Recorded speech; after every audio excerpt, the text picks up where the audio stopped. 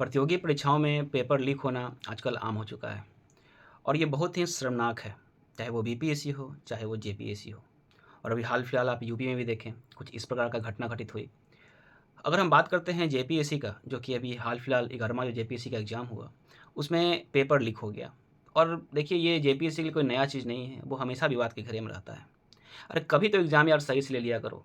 पता नहीं कैसा सिस्टम है, कैसे लोग हैं, कैसे वहाँ के चेयरमैन हैं, कैसे डिसीज़न लेते हैं, डिसीज़न मेकर ही एकदम हमको लगता है कि एकदम ख़त्म है वहाँ पे सब कुछ। मतलब बहुत ही शर्मनाक ये घटना है।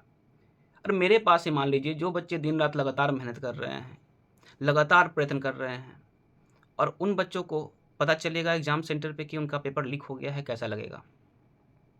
एक टीचर अभी आपको विश्वास नहीं होगा, आप ध्यान से देखिएगा। मेरे घ यहाँ पे देखिए, आपको यहाँ पे अभी 2 बज रहा है, 2 रात बज रहा है और हम लगातार अपने बच्चों के लिए तत्पर हैं, किसी प्रकार उनको एग्ज़ाम निकलवाएँ।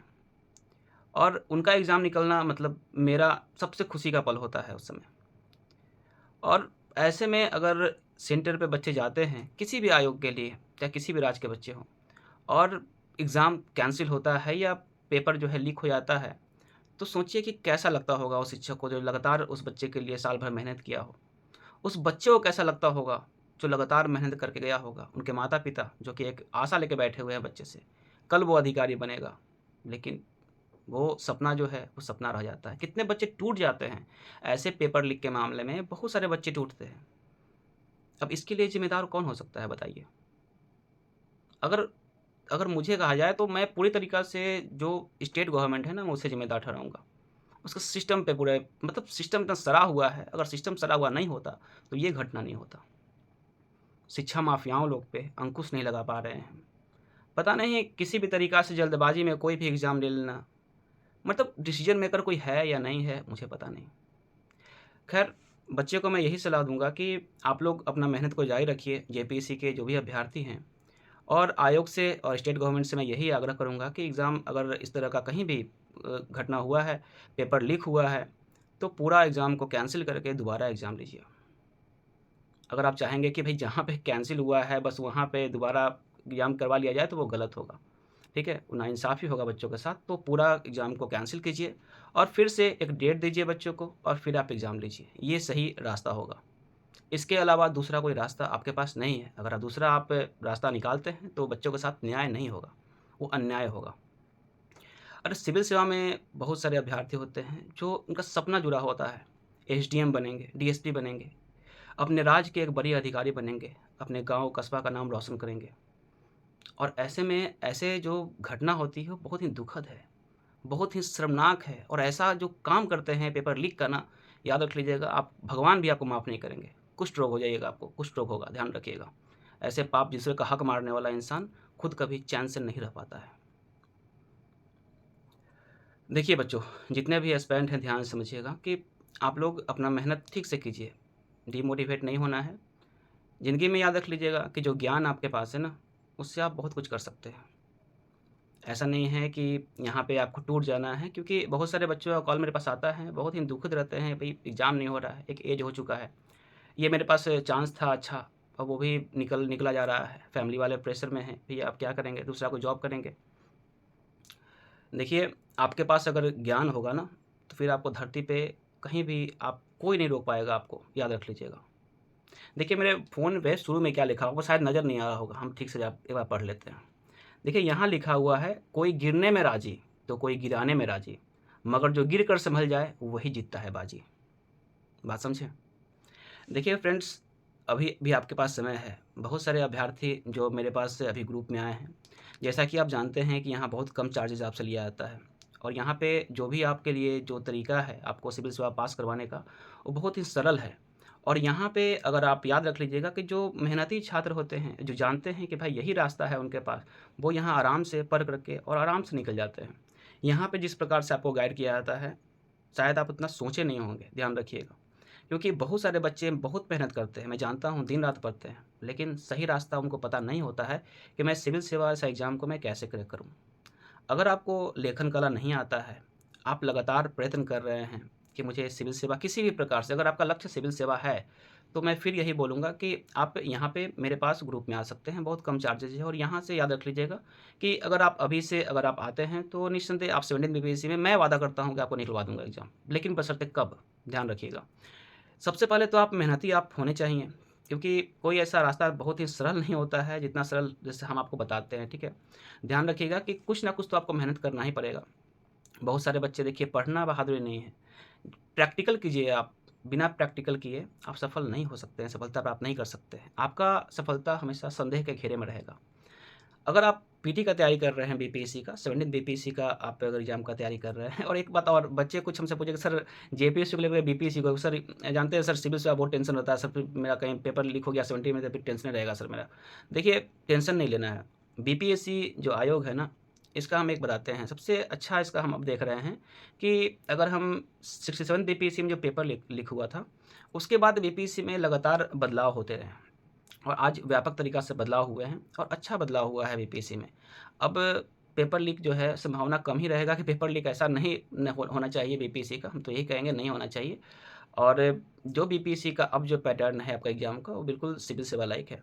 अब वैसे अभ्यर्थी जो पीटी में आकर भीड़ बढ़ा देते थे, बिहार दरोगा का, सिपाही का, रेलवे का तैयारी सब भर देते थे बीपीएससी में, और कहीं न कहीं अच्छे अभ्यर्थी भी छँट जाते थे उस समय। ध्यान रखिएगा। क्वेश्चन का स्टैंडर्ड वैसा नहीं था बीपीएससी का पहले, लेकिन अब जो है स्टैंडर्ड जो है दिन प्रतिदिन बढ़ते जा रहा है आपका पीटी का। आने वाले समय में जो है और बढ़ेगा, ध्यान रखिएगा स्टैंडर्ड और बढ़ेगा आपका। जिस तरीक़ा से मैं पहले आपको बताते आ रहा हूँ कि आपका इस प्रकार का प्रश्न आएगा, तो निस्संदेह आपका प्रश्न आएगा। ध्यान रखिएगा, अच्छे प्रश्न का सेट हमेशा बनाया कीजिएगा। आपके पास अगर बीपीएससी पीटी का सेट नहीं है, तो आप हमसे ले सकते हैं।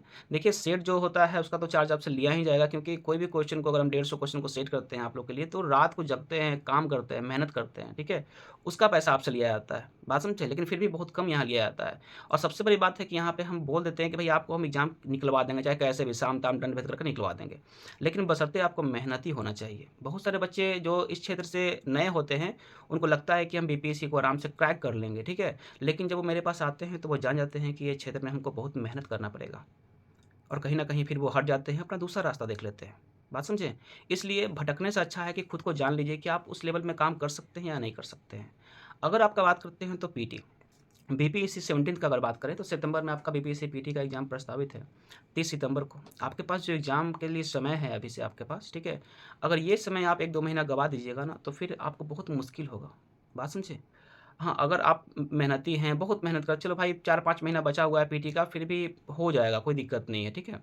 लेकिन ध्यान रखिएगा कि ये अभी से जो समय आपका स्टार्ट हुआ है, या जो पहले से बच्चे मेरे पास लिख रहे हैं मेंस का, उनका तो हम 100% बोलते हैं कि भैया जो तत्पर हैं, जो लिख रहे हैं, उनका हम करवा देंगे एग्ज़ाम में, ठीक है? चाहे उसके लिए हमको कितना भी काम करना पड़े।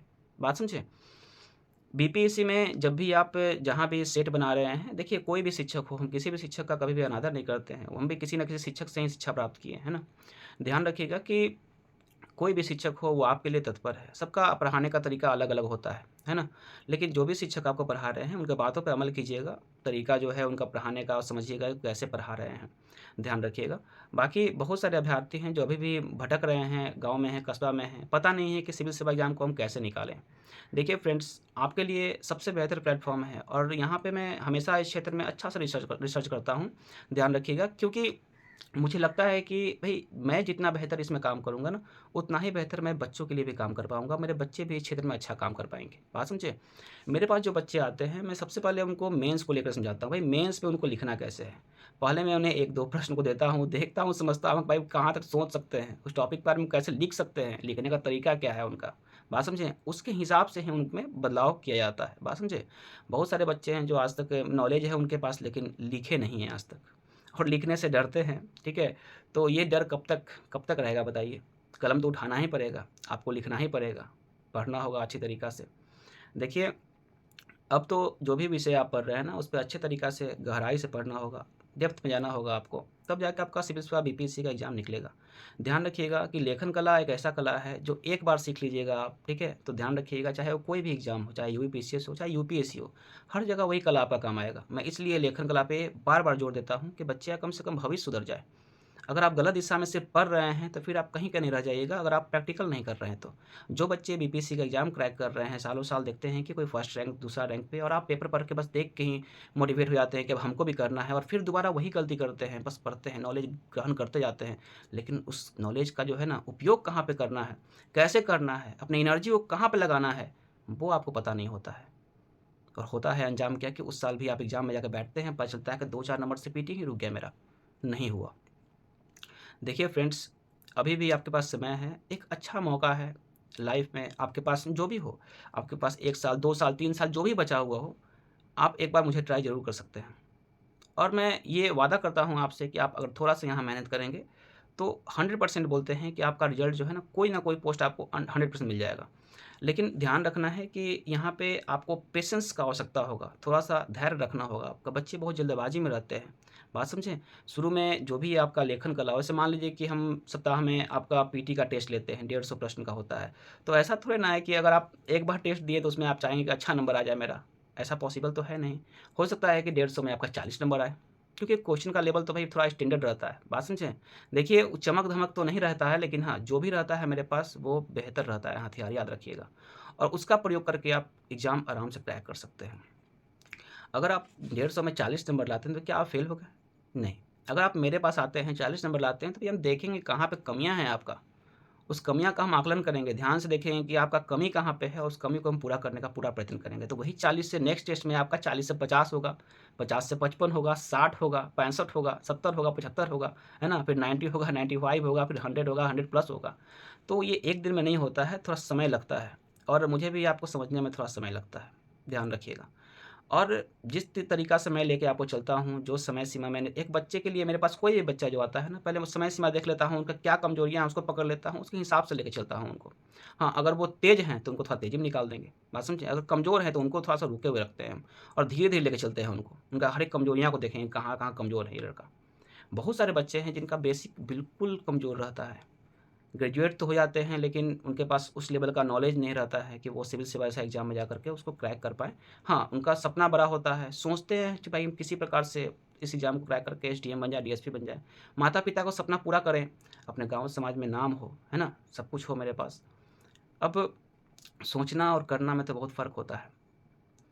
देखिए, फिर से हम बोल रहे हैं कि इस क्षेत्र में आपको अगर आगे बढ़ना है, सिविल सेवा में आपको अगर ये एग्ज़ाम को क्रैक करना है तो प्रैक्टिकल कीजिए, दूसरा कोई उपाय नहीं है। देखिए, जब आपका ये बार-बार बोलता हूँ कि जब ये आपका जो है ना दिमाग का पसीना सूखेगा ना आपका, है ना? जब ये जो है ना आपका चेहरा हल्का मुरझाएगा ना जब पढ़ते-पढ़ते, आँख भारी होगा ना जब रात को, समझे? जब कष्ट होगा ना समझिए कि आप पढ़ाई कर रहे हैं। देखिए, हम इसलिए ऐसा बात बोल रहे हैं कि आप एक काम कीजिएगा, आप सिंपल किसी प्रश्न को उठाइएगा, किसी भी बीपीएससी का प्रीवियस ईयर का प्रश्न को और एक बार आप उसको लिखने का प्रयत्न कीजिएगा, भले आपको कितना भी नॉलेज है। देखिए, आपको लिखने के बाद जो संतुष्टि मिलेगा ना, वो संतुष्टि आपको फिर कभी नहीं मिलेगा, जो आप अभी तक पढ़ाई किए हैं, नहीं मिला होगा आपको। पता है क्यों? लेखन कला जब बच्चा करता है ना, तो उस समय वो अपना दिमाग का पूरा इस्तेमाल करते रहता है, समझे? जो भी पढ़ा है, उसको वो बुलाता है, बुला कर के फिर उसको हाथ से लिखता है, मतलब दिमाग और हाथ का दोनों का तालमेल बैठता है, तब आप लिखते हैं। और ये तालमेल यूँ ही नहीं बैठता है, बात समझे? साइकिल चलाना एक दिन में नहीं सीखे थे ना, मैं बार-बार बोलता हूँ कि साइकिल दूर से दिखता था अगर साइकिल चला रहा है बहुत आसान होगा, लेकिन जब जाएँ बैलेंस बनाने के लिए तो उठा-पटक के कभी पैर में चोट लग गया, कभी हाथ में चोट लग गया, फिर सोचे कि यार छोड़ो नहीं सीखेंगे, लेकिन मजबूरी सीखना ही पड़ा, है ना? धीरे-धीरे करते-करते साइकिल पे बैठ के चलाना स्टार्ट कर दिए, कभी कोई पीछे से पकड़ा तो थोड़ा दूर तक चले गए, वहीं दूर तक चलते साइकिल सीख लिए कुछ दिन में, समय लगा। डर के आगे जीत है, ध्यान रखिएगा। तो बिल्कुल लेखन कला भी वही चीज़ है। शुरू में जब आप लिखिएगा, ठीक है? किसी भी प्रश्न को आप उठा के लिखिएगा, तो आपको लगेगा अरे बहुत कष्टदायक चीज़ है। चलो नया-नया बुक खरीदते हैं, फिर पूरा पढ़ाई करते हैं अच्छी तरीक़ा से, फिर लिखेंगे। तो ये गलत दिशा है, ठीक है? लिखने के लिए ऐसा नहीं है कि फिर बुक को खरीदें, फिर पढ़ेंगे, फिर लिखेंगे, तो वो तो चोरी हुआ, खुद से आप चोरी कर रहे हैं, ध्यान रखिएगा। और ये चोरी कब तक कीजिएगा? एक ना एक दिन चोरी पकड़ा ही जाएगा आपको। कहीं न कहीं मजबूरी है, फिर आपको जॉब करना ही पड़ेगा। बस नाम रह जाएगा कि हम सिविल सेवा का तैयारी करते थे, है ना? ये सब कोई नहीं सुनेगा आपका, ठीक है? बस लोग यहाँ दुनिया जो है ना बहुत ही मतलबी है, यहाँ बस शोषण होगा आपका, ध्यान रखिएगा। नॉर्मल ग्रेजुएट हैं आप, नॉर्मल कॉलेज से ग्रेजुएशन का डिग्री हासिल किए हैं, कोई टेक्निकल डिग्री आपके पास नहीं है ना? तो सिंपल है, यहाँ पे क्या है ग्रेजुएशन का वैल्यू आप अच्छी तरीक़े से जानते हैं। एक ग्रेजुएट रोड पे रिक्शा भी चला रहा है और एक ग्रेजुएट आईएएस, आईपीएस ही बना हुआ है, दोनों में अंतर है ना?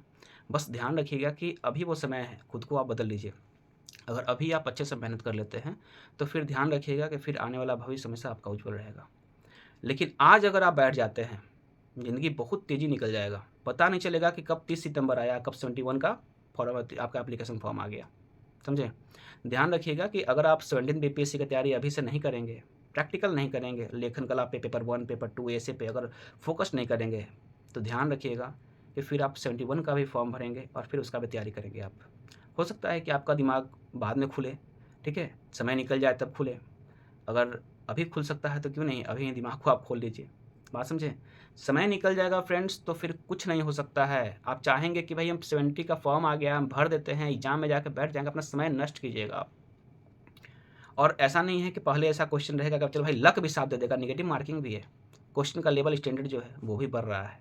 हो सकता है 17 बीपीएससी में आपको कुछ ज़्यादा डिफ़िकल्ट क्वेश्चन मिले। स्टेटमेंट वाले प्रश्न ज़्यादा होंगे। जिस तरह से बीपीएससी, यूपीएससी में पहले प्रश्न पूछे जाते थे, वैसे प्रश्न आपको देखने को मिले। उलझ जाइएगा आप उसमें, फिर नहीं होगा सिलेक्शन अंतिम में, ध्यान रखिएगा। और एक बात में आप लोग ये क्यों भूल जाते हैं कि बीपीएससी जो है अब दरवाज़ा जो है ना, यूपीएससी के जो बच्चे हैं ना, जो दिन रात मेहनत कर रहे हैं, प्लान बी के तौर पे बीपीएससी को देखते हैं। बीपीएससी बहुत सुधर चुका है, समय से एग्ज़ाम ले रहा है, तो क्यों ना दूसरा को आकर्षित कर रहा है ये। आकर्षित तो करेगा ही, यूपीएससी के जो बच्चे हैं, वो तो बैठे हुए नहीं हैं। उनका तो टारगेट है, वो दिल्ली मुखर्जी नगर में मेहनत कर रहे हैं, 70 बीपीएससी का। अरे 70 देना है, किसी भी हाल में जाकर देना है।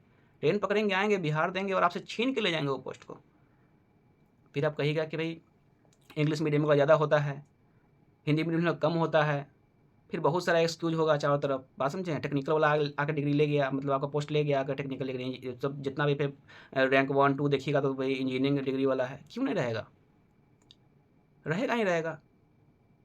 क्योंकि आप लोग उस तरीक़ा से दूर तक नहीं सोच पा रहे हैं। दूर तक सोचिए। अपने आप को हमेशा ये सोचिए कि हम पहला रैंक पे हम कैसे आएँ। मैं बार-बार बोलता हूँ कि अगर आपका टारगेट 10 माइल है तो 100 माइल सोचिए। देखिए आप कैसे पलंग झपकते 10 माइल पार कर जाइएगा। देखिए फ्रेंड्स, अभी समय है आपके पास, चौकन्ना हो जाइए, अलर्ट हो जाइए। ये ज़िंदगी है, जीवन है। जीवन में बस आपका एक ही चीज़ है, बस आपको अपना कर्तव्य अच्छा से करना है। अगर आप छात्र हैं, तो आपका एक ही कर्तव्य है, मेहनत करना और आगे बढ़ना। फ़िलहाल मैं इतना ही कहना चाहता हूँ कि जो भी छात्र मुझे जेपीएससी के लिए बोल रहे थे कि सर बहुत डिमोटिवेट हो गए हैं, तो शायद इससे कुछ ना कुछ तो उनको हिम्मत मिला होगा। और देखिए फ्रेंड्स, जो भी हुआ है और जो भी गलत किया है, उसको सज़ा किसी प्रकार से मिलता ही है। बात समझे? इसलिए अगर आप अच्छे हैं तो तत्पर रहिए, लगे रहिए और आगामी जो आपका एग्ज़ाम है बीपीएससी के, जो 17 बीपीएससी का एग्ज़ाम है, उसके लिए तत्पर रहिए। प्रैक्टिकल कीजिए, उतरिए, फील्ड में उतरिए और फिर देखिए मज़ा क्या होता है सिविल सेवा का। एक बार अच्छा से तैयारी कर लीजिएगा ना, एक बार अच्छा से तैयारी कर लीजिएगा आप सिविल सेवा का, ध्यान रखिएगा कि आपसे एक दरवाज़ा नहीं, बहुत सारे दरवाज़ा खुल जाएगा आपके लिए। लेकिन लक्ष्य एक ही रखिए, सिविल सेवा निकालना है तो सिविल सेवा क्रैक करना है। बहुत सारे लक्ष्य रखिएगा तो आप खुद कमज़ोर हो जाइएगा। आपका कॉन्सन्ट्रेशन, आपका जो ऊर्जा है वो बहुत सारे क्षेत्रों में बढ़ जाता है और बहुत सारे क्षेत्रों में बढ़ जाएगा तो निस्संदेह आप जानते हैं कि आपका हर तरीक़ा से आप कमज़ोर हो जाइएगा। इसलिए एक लक्ष्य है सिविल सेवा, बीपीएससी किसी भी हाल में आपका इस बार निकलना चाहिए, ध्यान रखिएगा। और बस थोड़ा-सा आगे का सोचिए और मेहनत सही दिशा में कीजिए। और जो भी छात्र आना चाहते हैं ग्रुप में, ये नंबर है, उस पे आप व्हाट्सएप कर सकते हैं। फिलहाल मैं चलता हूँ। जय हिंद।